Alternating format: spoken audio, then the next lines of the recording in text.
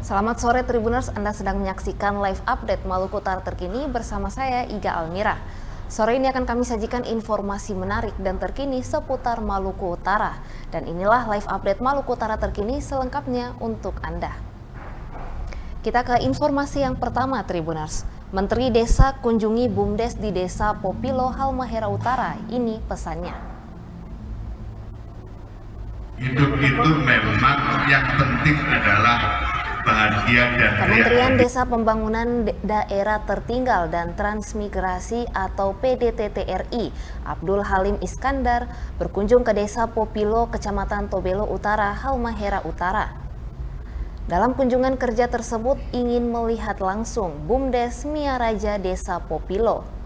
Abdul Halim Iskandar dalam sambutannya mengatakan BUMDes lahir bukan hanya untuk mencari untung, tetapi melalui BUMDes semata-mata untuk menciptakan kesejahteraan masyarakat.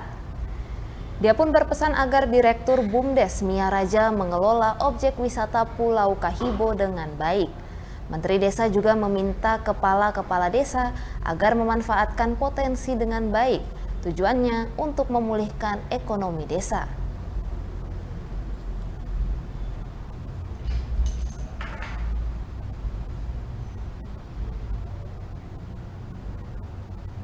Ya, kebetulan ada acara di Ternate di Maluku Utara, sekalian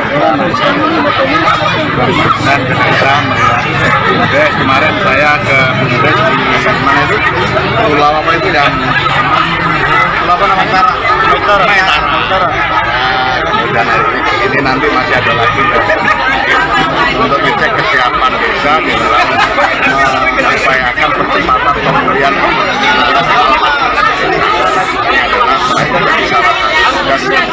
kita di Kementerian Desa agar desa-desa lebih siap, apalagi kondisi hari ini menurut Pak Presiden tantangannya jauh lebih sulit dari sekedar COVID kemarin, perang Rusia Ukraina, kemudian perubahan iklim yang sangat ekstrim. Indonesia harus mengantisipasi itu. Nah, salah satu antisipasi yang paling bagus adalah menyiapkan desa-desa untuk menyiapkan diri sebagai utamanya terkait dengan ketahanan pangan. Harapan kita semua seperti saya sampaikan tadi, BUMDes itu lahir bukan untuk sebesar-besar sekedar mencari untung, tapi bagaimana BUMDes lahir untuk meningkatkan kesejahteraan warga masyarakat. Kalau dapat untung alhamdulillah, kalau nggak dapat untung nggak apa-apa, yang penting warga masyarakat desa menjadi lebih sejahtera dibanding sebelum ada.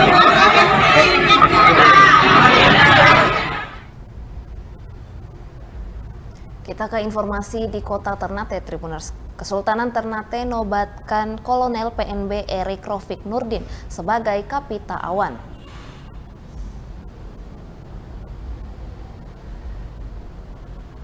Komandan Lanut Leo Watimena Pulau Morotai Kolonel PNB Erik Rofik Nurdin resmi dinobatkan sebagai Kapita Awan TNI Angkatan Udara di Maluku Utara.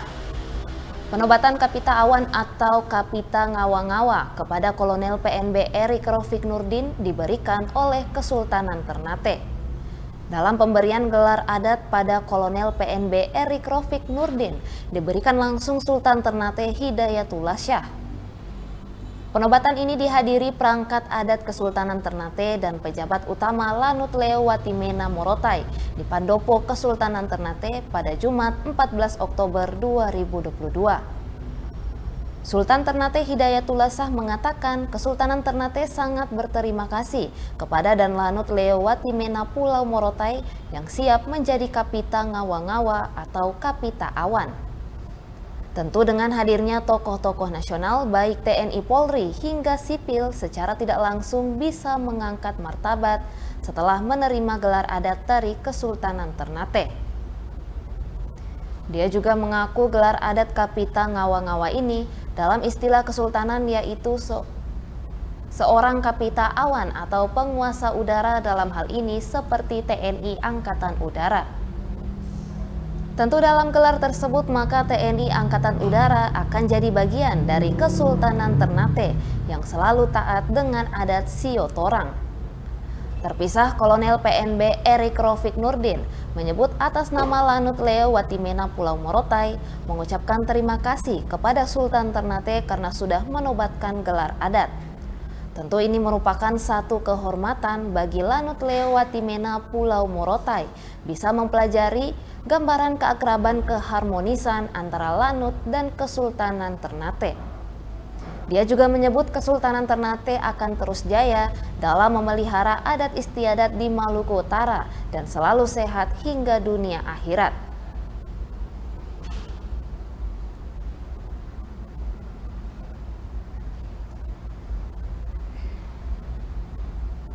DLH Ternate sebut aktivitas bongkar muat di Pantai Daulasi tidak kantongi izin lingkungan.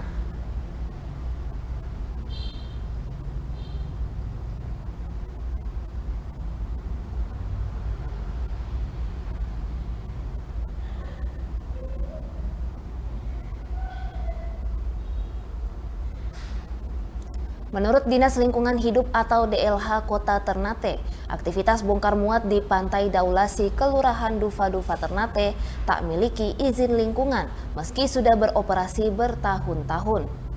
Kepala Dinas Perhubungan Kota Ternate Anwar Hasim menambahkan sebelum mengambil sikap terlebih dahulu akan ditelusuri identitas lahan atau lokasi tersebut. Jika diketahui lahan milik Pemkot, maka wajib kantongi izin lingkungan.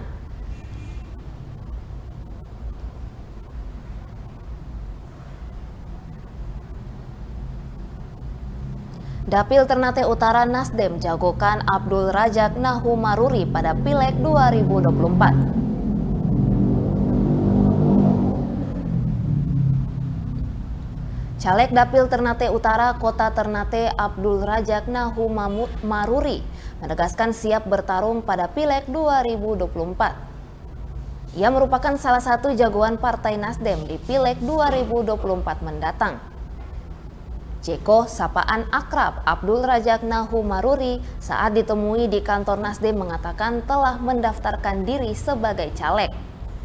Usai mendaftar optimis pada Pileg 2024 mendatang terpilih sebagai anggota DPRD. Semua itu menurut dia untuk memperjuangkan kepentingan masyarakat di parlemen.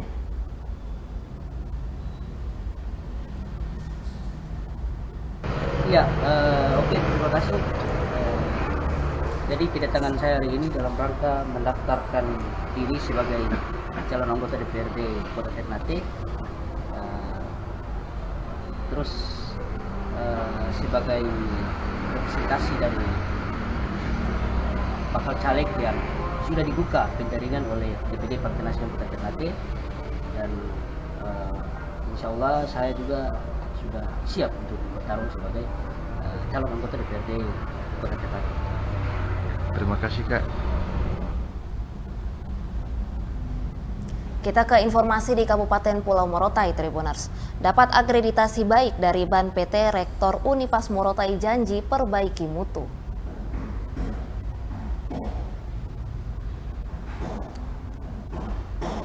Universitas Pasifik atau Unipas Morotai dapatkan akreditasi baik dari Ban PT. Rektor Unipas Morotai Irfan Haji Abdurrahman bersyukur Ban PT melakukan asesmen pada 3-4 Oktober 2022 dan kemudian pada 11 Oktober 2022 keluar sertifikat dan SK penetapan. SK yang ditandatangani oleh Direktur Eksekutif Ban PT dengan nomor 1640-SK-BAN Datar PT /AK-PT/2022 berlaku sejak 11 Oktober 2022 hingga 11 Oktober 2027. Dijelaskan Unipas Morotai akan terus melakukan upaya perbaikan mutu secara terencana dan terukur agar peringkat akreditasi terus mengalami perbaikan.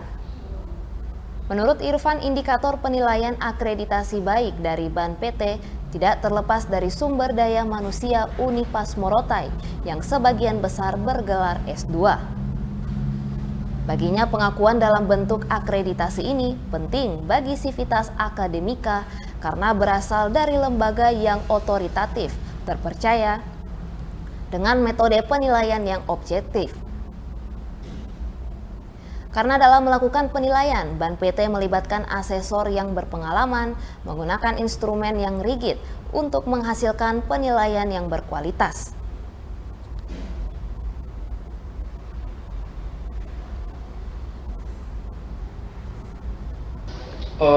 Yang pertama bahwa kita bersyukur ya bahwa Ban PT melakukan asesmen pada tanggal 3 dan 4 Oktober kemarin, dan kemudian tanggal 11 Oktober 2022 keluar sertifikat dan SK penetapan Unipas masuk dalam peringkat agregasi baik. Ini sesuatu yang kami syukuri atas nama Sekretariat Akademik Universitas Pasifik Morotai, karena memasuki satu dekade nanti pada tanggal 15 Februari 2023 Unipas akan masuki tahun 10 tahun dalam penyelenggaraan pendidikan di Universitas Pasifik Morotai. Ini menunjukkan bahwa selama ini yang kita lakukan itu merupakan sesuatu yang sangat bermutu, karena hasil asesmen itu adalah dinilai 3 tahun terakhir penilaian penyelenggaraan pendidikan, sehingga dalam 3 tahun itu terlihat bahwa baik dari aspek kecukupan sumber daya manusia, dari aspek tata kelola atau tata pamong universitas, dan aspek keuangannya, serta manajemen dan sistem penjaminan mutu internal, itu menunjukkan sesuatu yang memiliki mutu yang dapat dipertanggungjawabkan. Itu yang dinilai. Kita ke Halmahera Selatan, Tribuners. Tempat persinggahan longboat dari Pulau Mandioli di Bacan, Halmahera Selatan dipenuhi sampah.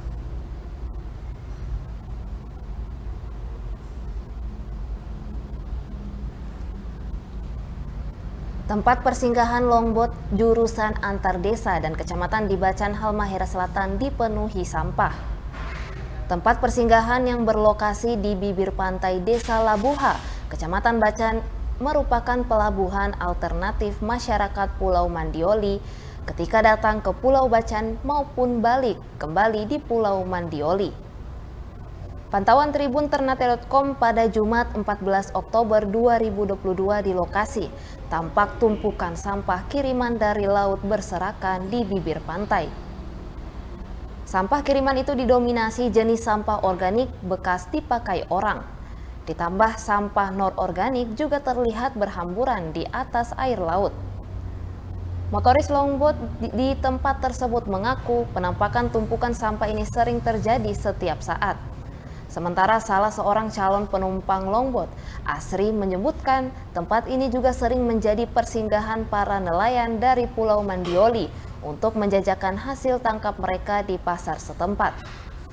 Menurut Asri, lokasi persinggahan tersebut menjadi tempat andalan para pedagang dari setiap desa di Pulau Mandioli karena lokasi pantai itu tidak jauh dari pasar. Begitu juga berbelanja kebutuhan pokok maupun menjual hasil panen kopra dan pala.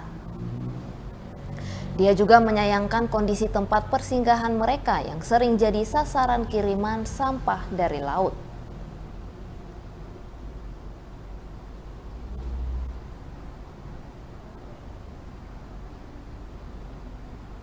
Sebelum kecelakaan maut di Halmahera Selatan, korban sempat ingatkan tanggal lamaran ke kakaknya.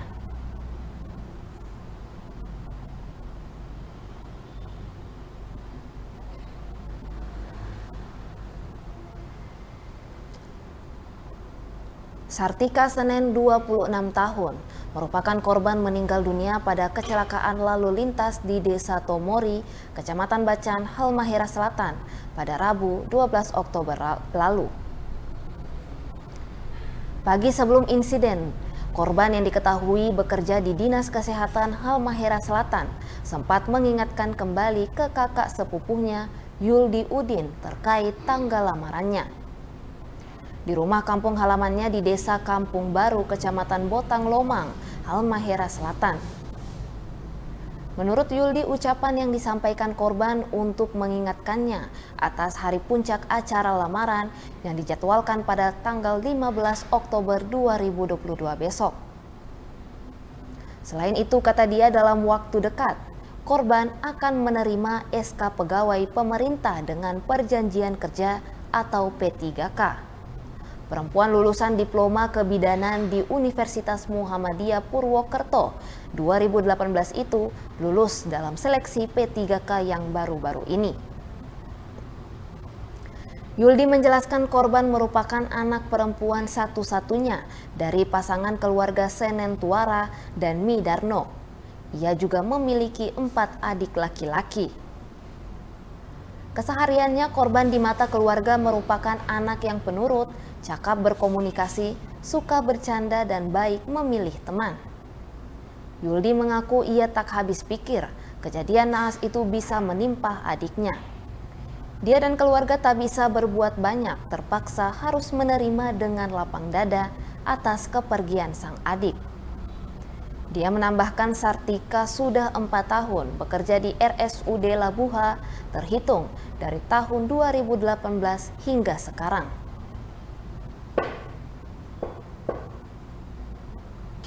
Sebelum almarhumah tinggal orang semua waktu sebelum kejadian ini sempat baru kabarin saya. Itu pas di Miko Aparano dia sempat singgah, dia bilang, kakak jangan lupa tanggal 15 ini kalau di kampung. Terus saya kakak dia sempat bilang juga, kakak jangan lupa bawa deh uang, saya istri saya begitu. Oh saya nanti saya tahu terus kemarin baca. Terus hal satu yang karena saya lupa mana DP siapa yang betul itu lebih ada kesan satu yang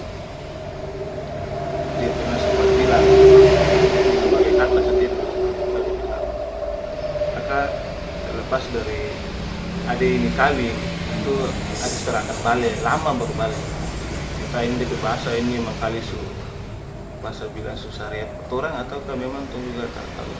Nah, sempat saya bilang bisa dapat mati bicara begitu. Terada